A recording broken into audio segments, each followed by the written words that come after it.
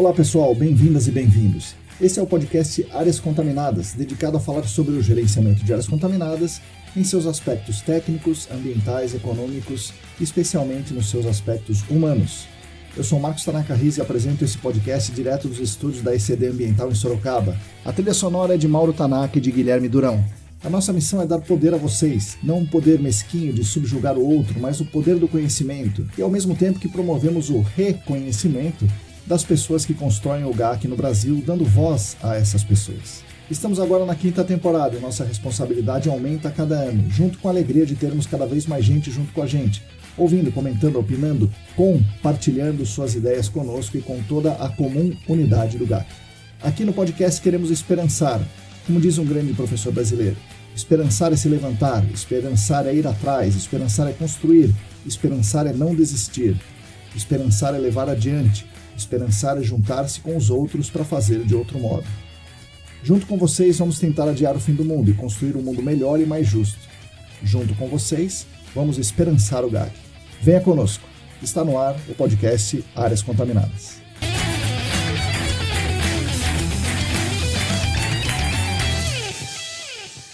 Olá, para todo mundo que está aí lavando a louça, passeando com o cachorro, sofrendo no transporte público, rodando aquela avaliação de risco mais complexa, bom dia, boa tarde, boa noite. Eu sou Marcos Tanaka Riz e esse é o episódio número 179 do podcast Áreas Contaminadas.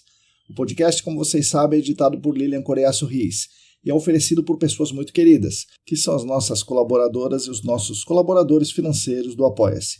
Em nome de toda a família ECD, agradecemos demais a essas pessoas que cooperam muito com a comum unidade do GAC, nos ajudando financeiramente e também mostrando que somos relevantes e devemos continuar trabalhando por essa construção coletiva, por esse esperançar. Quem também quiser e quem também puder se juntar ao nosso grupo de apoiadores e contribuir financeiramente conosco é simples.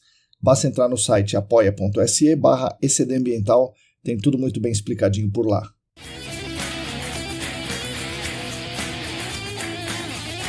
O podcast Áreas Contaminadas conta também com 4 empresas patrocinadoras, o que nos permite ler, estudar, discutir, conversar, elaborar os episódios todas as semanas e ainda nos enche de orgulho por empresas desse quilate, desse porte, dessa importância, quererem unir as marcas delas ao nosso trabalho.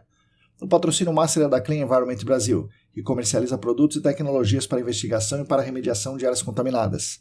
Acesse o site da Clean em www.clean.com.br. Os patrocinadores ouro são o laboratório E-Consulting, a Vapor Solutions e a EBP Brasil.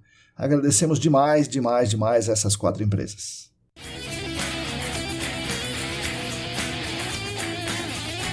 Bom, esse aqui é um daqueles episódios mais curtos, técnicos, direto ao ponto, onde eu faço uma explanação com comentários sobre um tema específico. Pensamos que esse tipo de episódio mais curto e assim direto ao ponto é importante para ajudar as pessoas falando de temas que discutimos no SENAC, discutimos na BNT, nas reuniões da ESAS, em outros fóruns, outras universidades e tal, mas nem todo mundo tem acesso fácil a essas discussões. Então a ideia é intercalar as entrevistas com esses episódios técnicos mais curtos para todo mundo ficar assim por dentro de alguns temas que estão sendo discutidos por aí. E o episódio de hoje veio de um Reels, que publicamos recentemente no Instagram. Era um corte muito interessante do episódio 106 do podcast Áreas Contaminadas. Nesse episódio a gente conversou com o grande Neymar Almeida, da Clean. E aí no corte o Neymar conta uma história muito interessante, muito legal, de um cliente dele que estava com um suposto problema no PID, no Foshek Tiger, que é um equipamento vendido pela Clean, que supostamente esse Foshek Tiger do cliente estava lendo VOC onde não tinha VOC. Mas, verificando melhor, o problema não era o PID, era no saquinho zip que o cara estava usando para medir VOC no solo. A conclusão era que o solo não estava contaminado, mas sim o saquinho zip é que estava contaminado. Muito bem, esse Reels levantou algumas perguntas ali mesmo, né, no própria postagem, no Instagram, e outras muitas perguntas em mensagens privadas que as pessoas me mandaram, as pessoas querendo saber onde estava o erro nessa história. Se é somente no saquinho zip contaminado, que é um grandíssimo erro, é claro, ou se tinha mais erros associados a essa história. Então eu resolvi fazer esse episódio aqui, e esse episódio eu pretendo que seja curto para comentar essa questão aí, mais direto ao ponto. Espero que vocês gostem. Vamos então ao episódio.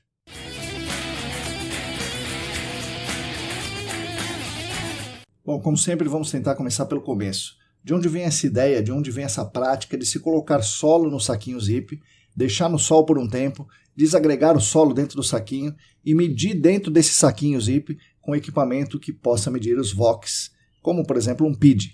Lembrando que o PID é um detector de voláteis, de compostos voláteis, um detector de compostos voláteis por fotoionização. Bom, nos primeiros estudos em postos de combustíveis, lá no início dos anos 2000, a CETESB pedia que um procedimento como esse fosse feito. A CETESB, mais ou menos entre 2002 e 2014, 2013 talvez, pediu o seguinte em investigações de postos: a coleta de amostras de solo de metro em metro com liner. Repito, a CETESB lá em 2002 já pedia amostragem de solo com liner.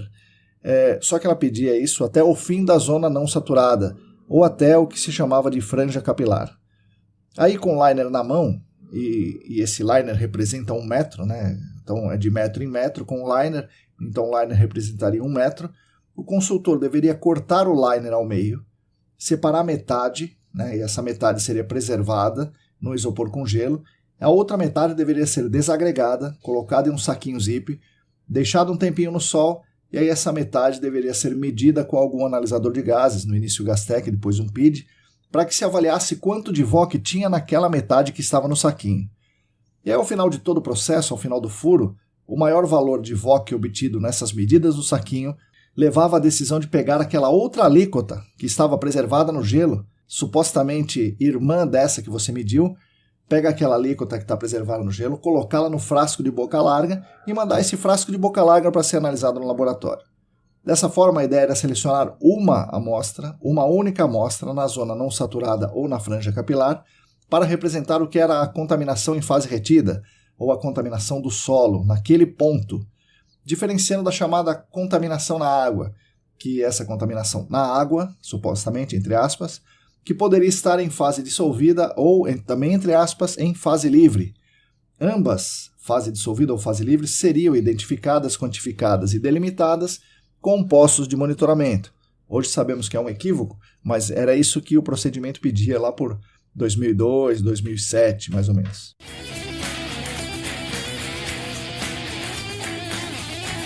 Bom, aí são muitos os erros conceituais nessa atividade solicitada pela CETESB lá no início dos anos 2000. Vamos tratar deles aqui, mas vamos novamente começar pelo começo. Qual era a ideia conceitual naquela época para isso ter sido proposto, para todo esse procedimento que eu acabei de citar ter sido proposto? A ideia básica era que o Pancake Model funcionava em áreas contaminadas por hidrocarbonetos. Vamos lembrar, essa recomendação era válida para investigação em postos de combustíveis, portanto áreas com hidrocarbonetos. Claro que o pessoal pegava esse procedimento de poço e aplicava para tudo, Inclusive aplicava para metais. Vejam que absurdo, Metais não são voláteis, exceto mercúrio, mas o pessoal usava isso para tudo.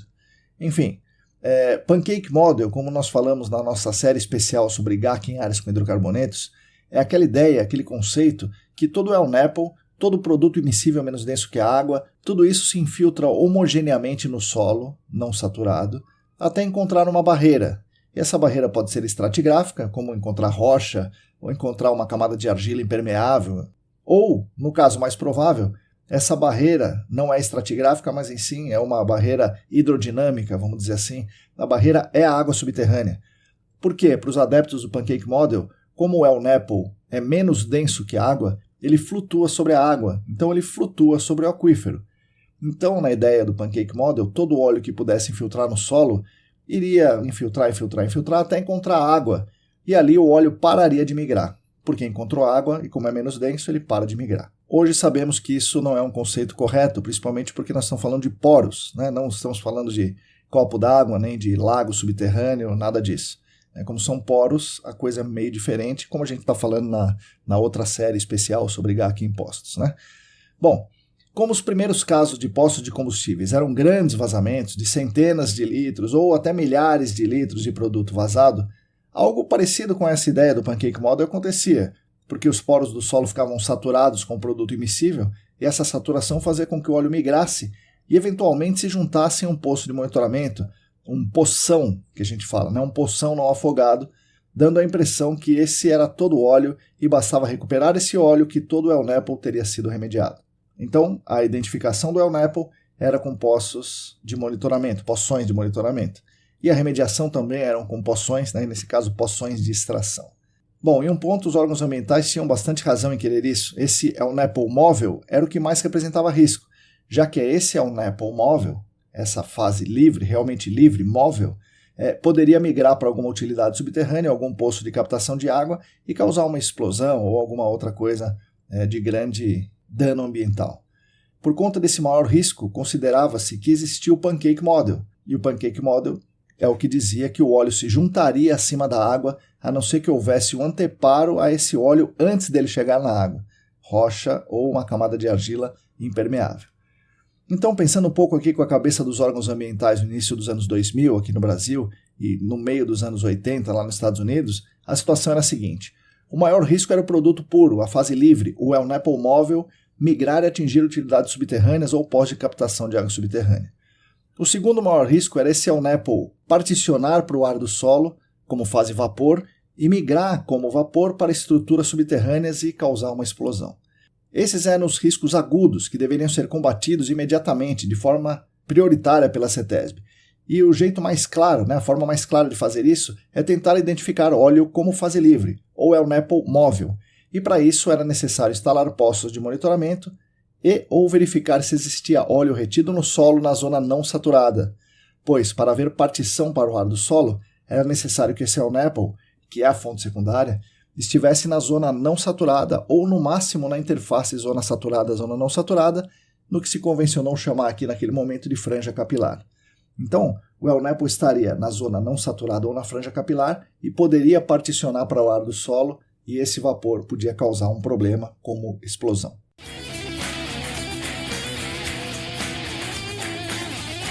Nesse pensamento, quais eram as diretrizes básicas de investigação em áreas com possível El Napo como poço de combustíveis?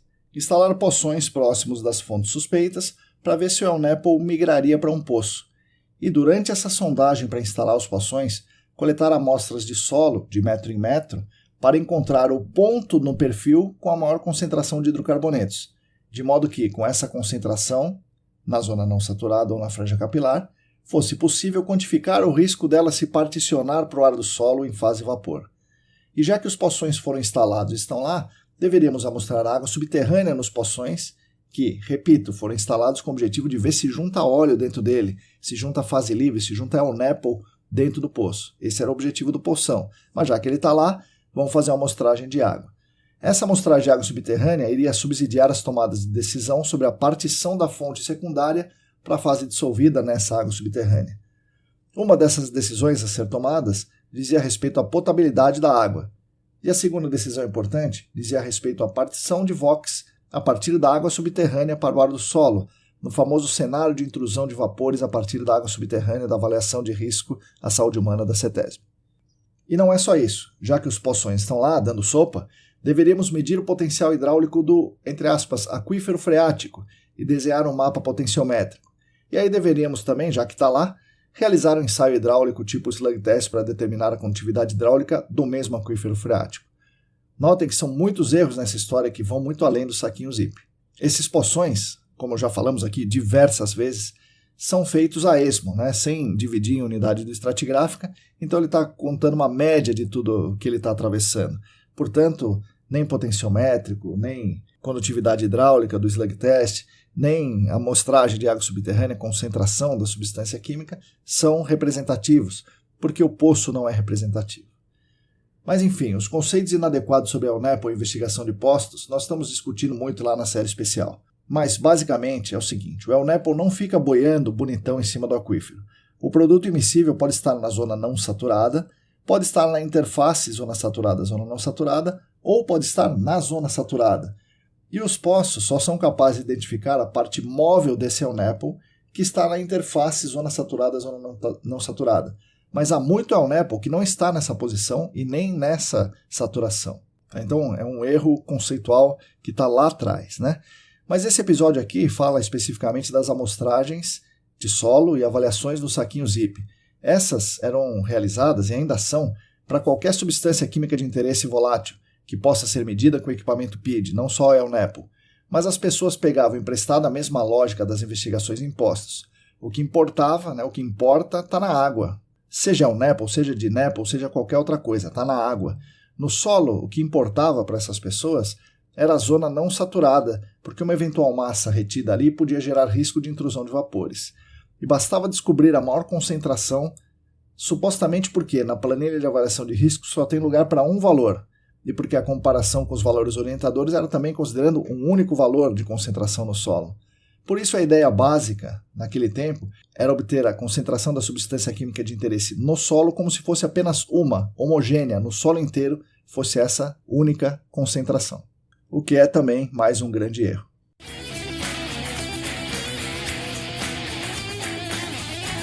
E as normativas e legislações? Alguma normativa, alguma legislação exige que a gente faça esse procedimento do saquinho? Bom, embora essa prática de medir VOC no saquinho para selecionar a amostra que não está no saquinho fosse solicitada pela CETESB antigamente, hoje ela não é mais solicitada e não é mais válida em nenhum lugar do Brasil. É considerada uma técnica errada, porque diz respeito à NBR 16434, que trata de amostragem de solo e sedimento para análise de VOC. Vejam, pelo contrário, tem gente que fala que é obrigado a fazer análise no saquinho, pelo contrário, a gente não pode fazer análise de VOC no saquinho, de acordo com a normativa atual brasileira, né? Nós estamos aqui em fevereiro de 2024. A NBR 16434 desrecomenda esse procedimento do saquinho, como nós vamos falar agora a seguir. Bom, essa norma foi publicada, a 16434, né, foi publicada em 2015, portanto já há 9 anos. E essa norma diz claramente que para coletar amostra de solo, para submeter essa amostra a uma análise química de VOC, deve-se coletar a amostra de solo com liner. Então, primeira coisa importante para observarmos é que é obrigatório usar o liner, não é permitido coletar a amostra do trado manual, nem do espiral do trado sólido, nem do espiral do trado oco, né, do rolo, nada disso. Obviamente, não é também para dar uma despertinho, coletar a amostra no trado manual, colocar num liner com a mão e depois fazer os outros procedimentos. Sei que tem muita gente por aí que faz isso, né, que tenta dar uma despertinho, mas isso é uma fraude, né, então isso não deve ser feito, obviamente, porque é uma fraude. Bom, depois de coletar a amostra no liner, a norma 16434 pede para que seja feita uma varredura com PID no liner fechado. Então você coleta com liner e precisa fazer furo no liner. A norma recomenda de 12 em 12 centímetros, mas admite 20 em 20 centímetros. E aí 20 em 20 centímetros é a prática convencional para a distância entre o furo e outro dentro do liner, né? E aí em cada furo, no liner, mede-se os VOCs com o PID. Vou ressaltar aqui um detalhezinho que a gente falou em outros episódios, que você quer medir de 20 em 20 na natureza, mas muitas vezes o liner vem menos do que aquilo que você cravou, né? Você cravou 1 metro, mas ele vem, por exemplo, com 80 centímetros. Então você quer 20 em 20 na natureza, você precisa fazer uma correção de quanto em quanto você vai medir no liner, tá? Mas tudo bem, isso é uma outra história para um outro episódio. O que interessa aqui é a história da varredura. Você vai fazer a varredura no liner fechado, furando o liner e medindo com PID nesses furinhos. Depois de feita essa avaliação, é que devem ser selecionadas as amostras de solo para serem enviadas ao laboratório. A norma não diz onde você vai coletar a amostra. Ela descreve o método de você fazer uma varredura para te ajudar a tomar uma decisão. Ela não te obriga a coletar onde deu o maior valor. Ela fala para você fazer uma varredura e isso vai te ajudar a decidir. Ela também não obriga a coletar uma amostra de solo por furo, nem 2, nem 5, nem 10. Não existe uma obrigatoriedade de você coletar um número específico de amostra de solo por furo, nem um número de amostra por liner. Essa é a decisão do responsável técnico da consultoria. Então a norma diz assim: primeiro, usar o liner. Segundo, fazer a varredura. E nada de saquinho. A varredura deve ser feita com furos no liner fechado. Terceiro, para enviar as amostras selecionadas para o laboratório, deve-se usar um frasco adequado. E não é um frasco de boca larga. Desde 2015 não é permitido usar esse frasco de boca larga por causa da norma 16434. Tem gente que usa o frasco de boca larga e maceta o solo no frasco de boca larga? Tem, muita gente. O laboratório aceita? Infelizmente sim, provavelmente sim, já que o laboratório faz a análise química. O laboratório não é o responsável técnico pelo projeto. Então o laboratório não é que determina se você vai mandar ou não, quem vai determinar o frasco é o responsável técnico, claro, em conjunto com o laboratório. Mas mandar o frasco de boca larga para o laboratório não é tecnicamente correto e nem é permitido pela norma nacional, né, norma NBR 16434. Então, o que é adequado, o que está de acordo com a norma 16434? É adequado preservar a amostra de solo no frasco com metanol, na proporção de até 1:1, ou seja, tem que ter menos solo que metanol no frasco. esse frasco com metanol deve ser fornecido e previamente pesado pelo laboratório. Tá? Então, a primeira opção que você tem é um frasco com metanol fornecido pelo laboratório, previamente pesado, com um monte de outros cuidados, etc. Outra coisa que é adequado, é adequado usar um frasco hermético. Nós temos no mercado 2 frascos herméticos disponíveis para venda. O Encore, importado aqui pela Clean, e o Viovok, fabricado aqui mesmo no Brasil pela Sauber System. Então, são 2 frascos herméticos que funcionam. Também é adequado preservar a amostra de solo num frasco, num vial com metabisulfito de sódio. Embora eu nunca tenha visto fazer isso, mas é possível. Também é adequado mandar em um vial sem preservante. E aí, nesse caso, tem um holding time de 48 horas no gelo, e aí o laboratório precisa saber disso, precisa fazer o procedimento dele ali, nesse frasco sem preservante. E é adequado também preservar num vial com água. E preservar num vial com água também tem um holding time de 48 horas no gelo, ou 14 dias se estiver congelado a menos 5 graus Celsius. Tá? Tanto o sem preservar com preservado com água, você precisa combinar com o seu laboratório. Resumindo, metanol, frasco hermético, preservado em água, sem preservar ou com metabisulfito de sódio.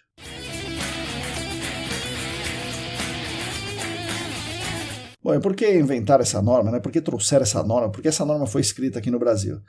Essa norma foi totalmente baseada em uma norma STM de mesmo teor e tinha 2 objetivos centrais para escrever essa norma aqui no Brasil. O primeiro deles, e mais importante, é minimizar a perda de voláteis durante o processo de amostragem de solo até o momento da análise dessa alíquota. Por isso a obrigatoriedade do liner e dos frascos mais adequados à preservação. Isso deu muito certo. Antes dessa norma ser publicada, era raríssimo encontrar contaminação em amostras de solo, mesmo onde era muito clara a presença de produto immiscível no solo. Mandava para o laboratório e dava ND. Depois da norma, é muito frequente os estudos encontrarem concentrações significativas no solo, da ordem de gramas do contaminante por quilo de solo. Isso é uma contaminação significativa e vem sendo encontrado graças à norma 16434. Então, dá para dizer com tranquilidade que o primeiro objetivo foi atingido.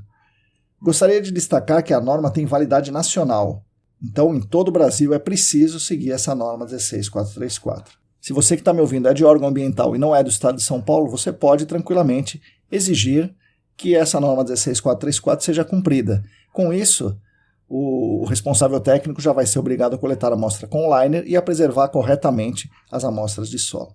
Especificamente no estado de São Paulo, o DD38 é muito clara ao dizer que devem ser seguidos os procedimentos de investigação do Manual de Gerenciamento de Áreas Contaminadas da CETESB. E, na ausência desse manual, as normas da ABNT são de cumprimento obrigatório. Como sabemos, o manual ainda não tem essa questão de amostragem de solo para voláteis publicada. Portanto, essa norma ABNT NBR 16434 é de cumprimento obrigatório no estado de São Paulo. Então, a vocês que estão fazendo relatórios em São Paulo, atenção a isso. Você é obrigado a seguir a norma 16434.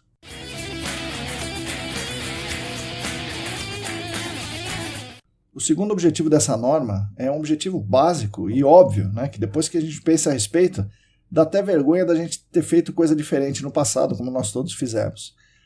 E aí é o seguinte, como que é possível nós medirmos o VOC em um pedaço do perfil para selecionar um pedaço diferente do que nós medimos? Ou seja, não tem o menor cabimento a gente colocar o solo em um saquinho, desagregá-lo, deixá-lo no sol e medir os VOCs. E essa medida de VOC representar o VOC que está lá preservada no gelo. Não representa. Essa medida de VOC no saquinho representa o VOC que está no saquinho. Não tem absolutamente nada a ver com aquela alíquota que está separada no gelo. Nada a ver. Não tem relação nenhuma. Esse era um grande absurdo que a gente fazia antigamente e felizmente hoje em dia está totalmente superado. Alguém pode pensar assim, representa aquele metro, Então você mediu, representa 1 metro. Mas vamos pensar bem, não tem sentido representar 1 metro. Em 1 metro no solo acontece de tudo. É muito, mas muito comum mesmo um liner de 1,20 m ter uma porção com bastante VOC e outra sem nenhum VOC. Ou ter uma porção com argila, outra porção com areia, outra porção com silt no mesmo liner. Então, não existe um único valor de qualquer coisa para um único liner. Então não dá para a gente medir na metade do liner representando a outra metade e achar que tudo isso representa um único metro. Isso é um grande erro, Isso é um grande erro conceitual. E a norma 16434 veio também para substituir esse erro, para acabar com esse erro. Resumindo, esse é um motivo mais que suficiente para não usarmos a técnica do saquinho zip para varredura. Você está medindo uma coisa e para representar outra. Isso já pode parar, né? Já está completamente errado. E como é que a norma 16434 recomenda a varredura? Eu já falei, com furos no liner a cada 12 a 20 centímetros. Você mede os VOCs nesses furinhos sem abrir o liner para aí selecionar a parte desse liner que está supostamente mais contaminada. Tem incertezas nesse processo? Sim, há muitas incertezas. E é por isso que eu recomendo a VVVAC, Varredura Vertical de Voláteis com Aquecimento em Campo, que vocês podem conhecer no episódio 83 do nosso podcast. Tem certezas, mas é muito melhor do que você fazer a medição no saquinho. Pelo menos você está coletando o que você está medindo ali, né? Você tem uma medida do ponto onde você quer avaliar para ver se coleta ou não. Resumindo, o primeiro e mais forte motivo para não medir VOC no saquinho é que você não vai analisar o solo que está no saquinho. Então, medir nele é um resultado que não representa muita coisa, não representa nada, né, na verdade, e não deve ser feito. E aí, finalizando a questão legal e normativa sobre medir VOC no saquinho. Era solicitado pela CETESB no início dos estudos impostos, mas desde a publicação da NBR 16434 em 2015, não se deve mais fazer esse tipo de varredura.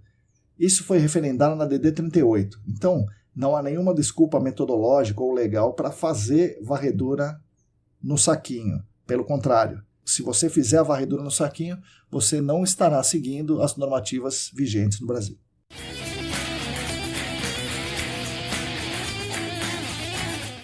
Bom, tem mais erros conceituais e metodológicos por trás dessa medição no saquinho. Vamos tentar falar deles aqui.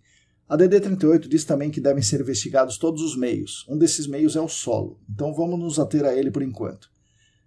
Todos os meios em todas as unidades hidroestratigráficas. Ou seja, falando de investigação de substância química de interesse, devem ser investigadas todas as unidades hidroestratigráficas encontradas naquele local, de modo que não deve ser coletada apenas uma amostra de solo por ponto. Não há uma única amostra que represente todo o perfil do solo. Esse é um erro bem grandioso que deve ser evitado. Se todas as unidades devem ser investigadas, como vamos encontrar essas unidades? Com uma metodologia de amostragem de solo que permita essa identificação e diferenciação em escala de detalhe, que é com o liner, só com isso. Até aí tudo bem, mas mesmo seguindo a norma 16434, coletando com o liner, preservando certinho, mas se somente selecionarmos uma alíquota em um único liner para mandar para o laboratório, nós não estamos obedecendo a DD, pois teremos que mandar uma amostra por unidade, não uma amostra por furo, nem uma amostra por liner, mas uma amostra por unidade hidroestratigráfica no mínimo. E como poderíamos coletar uma amostra por unidade avaliando as amostras dentro de um saquinho? Sem condição nenhuma, não tem como fazer isso. Elas devem ser avaliadas no liner, em escala de detalhe com alíquotas pequenas. Também a ideia de uma única amostra para representar a fase retida num ponto inteiro, uma única amostra por furo inteiro, é absurda. Uma ou duas amostras é um negócio absurdo. Imagine um perfil de solo de 5 a 6 metros em uma região de depósitos aluvionares muito comuns nas investigações que fazemos. Em 5, 6, 7 metros, quantas unidades hidroestratigráficas nós encontramos? Tipicamente, nessa região de depósitos aluvionares, a gente vai encontrar aterro, argila orgânica, silt, areia fina, depois areia média, depois areia com pedregulhos, cascalhos, e depois uma argila mais rija, de depósitos mais antigos. Então, só aí já são 7 em 5, 6, 7 metros. Agora, veja, eu falei tudo isso aí. Se nem a textura, nem a granulometria dá para a gente dizer que tem uma única nesse furinho de 6 metros, como a gente pode acreditar que a interação contaminante meio físico é a mesma, é igual no perfil inteiro? Nós não temos, nesse perfil de 6 metros, uma textura única, uma cor única, uma granulometria única, uma porosidade única, uma condutividade hidráulica única. Não é mesmo?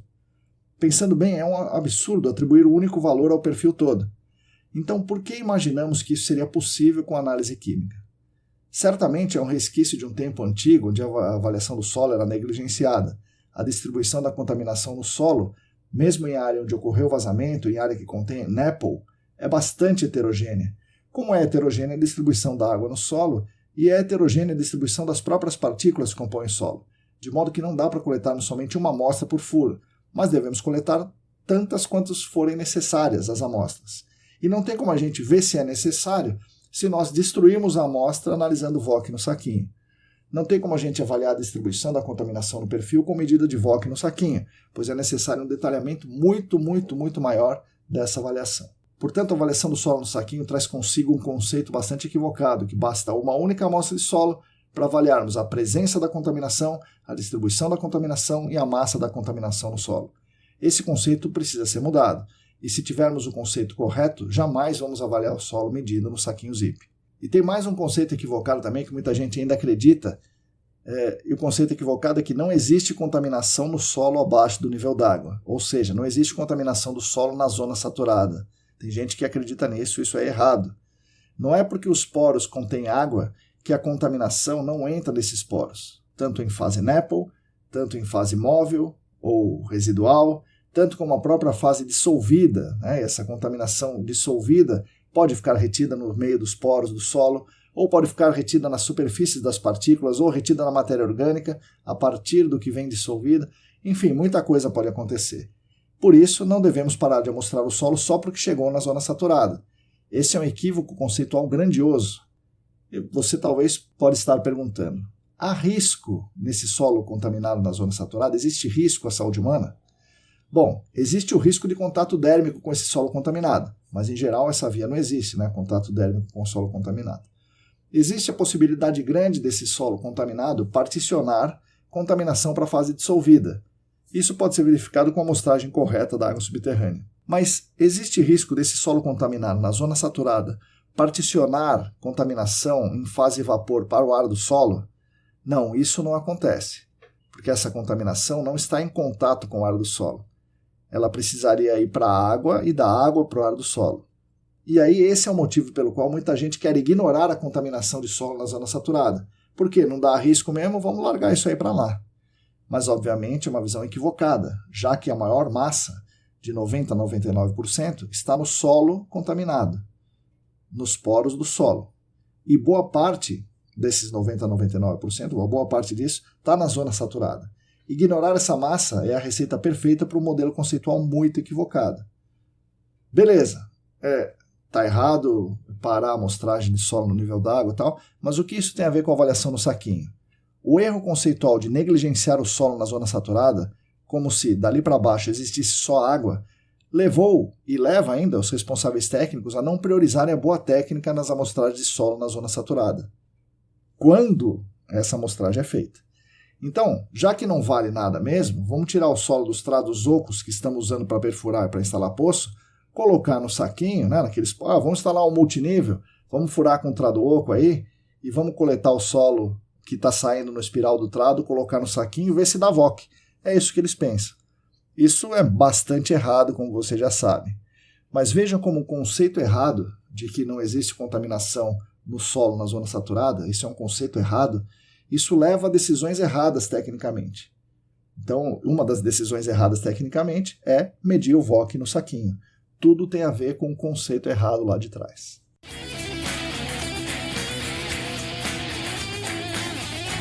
Por último, alguém me disse que o problema descrito pelo Neymar naquela evidência anedótica, né, que era aquele saquinho que já tinha VOC. Daí a pessoa diz assim, mas no liner isso também podia ocorrer, já que ele também é de material plástico. Bom, os liners que nós usamos são fabricados aqui no Brasil por 2 empresas, por 3 empresas. Eles são de PEAD ou de PVC. Os fabricantes sabem muito bem para que serve o liner, tomam os cuidados necessários para que esse tipo de erro não ocorra. Ainda que ocorra, que possa ocorrer, é muito fácil rastrear esse liner, né, supostamente contaminado até a origem. Né? Tem 2 ou 3 fabricantes só. Agora, os saquinhos zip são fabricados aos milhões, por, sei lá, milhares, dezenas de milhares de fábricas espalhadas pelo mundo todo, para zilhões de finalidades.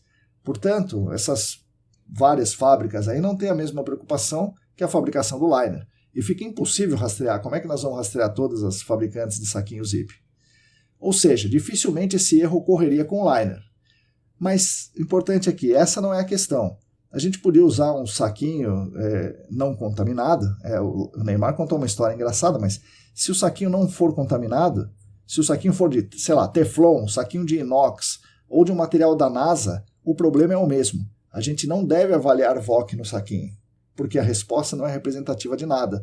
O problema não é o saquinho, embora a história tenha sido engraçada, mas o problema não é o saquinho. O problema é a ideia. A ideia é equivocada. E é isso que nós estamos tentando falar nesse episódio aqui. Espero que estejamos sendo claros.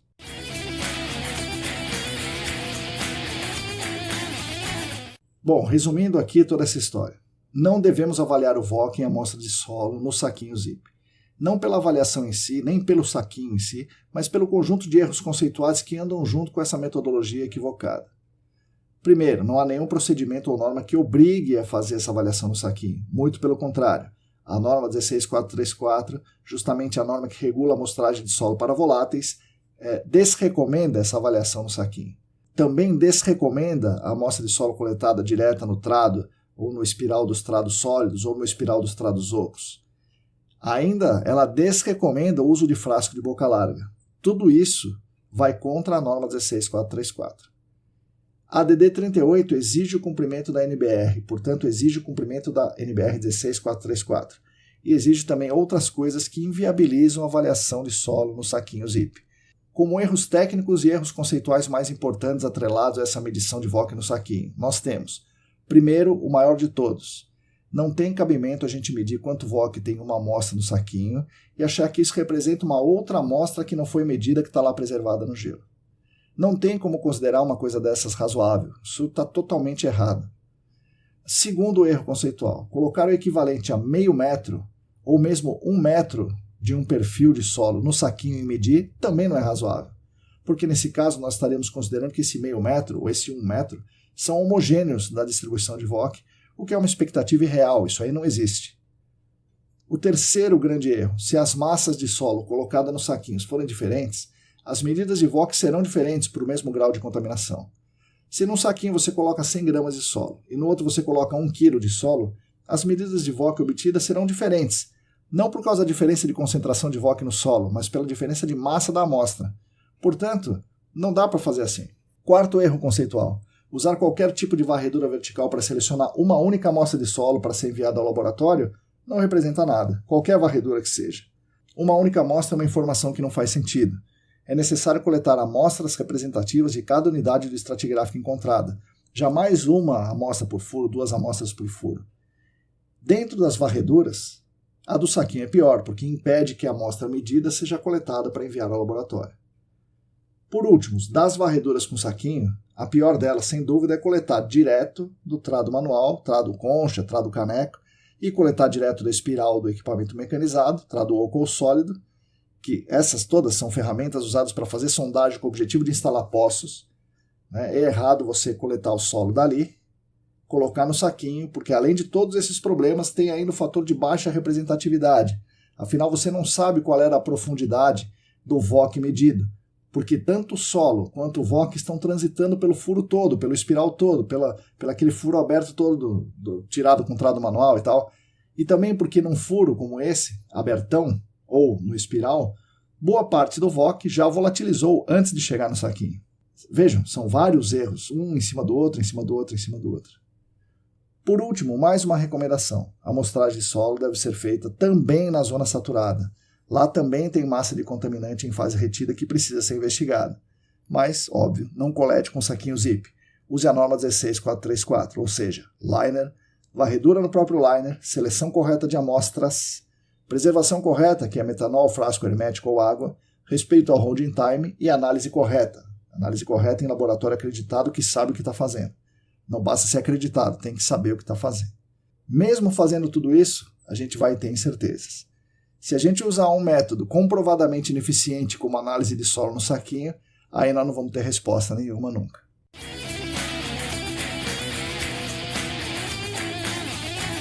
Bom, é isso. Espero que vocês tenham gostado desse episódio, espero que tenha sido do tamanho certo, espero que eu tenha conseguido esclarecer e que isso ajude vocês no dia a dia. Agradeço demais a atenção de todos e todas.